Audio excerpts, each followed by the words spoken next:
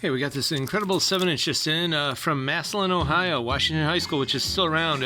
It's field recordings from 1955 to 56 school year, and it shows just how different beginning to end high school was back then. It's an amazing record. Definitely want to check it out. And Summertime, 1991, DJ Jazzy Jeff and Fresh Prince. I think it came out in May 91, and I know they sampled Kool and the Gang, Summer Madness, which is terrific itself, but this is totally the sound of summer. And hey, Run DMC, another 12-inch from 93, and some Japanese swing, Eiji Kitamura, who is he's pushing 100 right now. Sophisticated Lady, this is beautiful stuff. Tears for Fears, level 42. You don't see this one too often, although it's got, of course, Something About You. And Simple Minds, this is such a classic. Don't You Forget About Me. I love this song, and I know it was first used in Horror of Dracula from 1958, the alternate director's cut ending.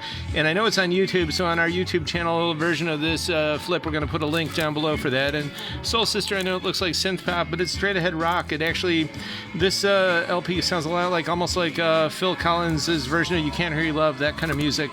Got a lot of other cool stuff, including this. It says disco on the label, but it's actually funk, really slow funk. Omar is his name, Freaky Monstrosity, and I think he would have been or could have been like the Prince of St. Louis, Missouri. It's slow down disco. It's early and unknown, cool stuff.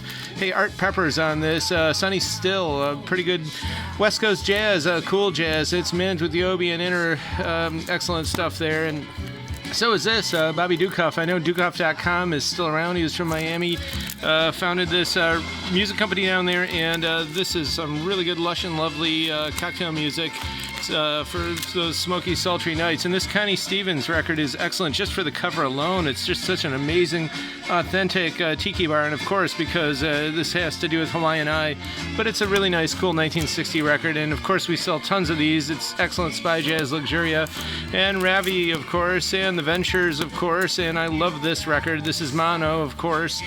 Sammy Lee on the cover, killing the wave there. It's excellent. And of course, some really good space age cocktail music here with Jacky Gleason, and this one is a 2 LP, and it's just beautiful stuff. It's dreamy. There's lush strings on here, soft voices. It's perfect for your home bar at home. Pre-Dog Night, Danny Hutton, some psychedelic garage rock from '69. It's Mint.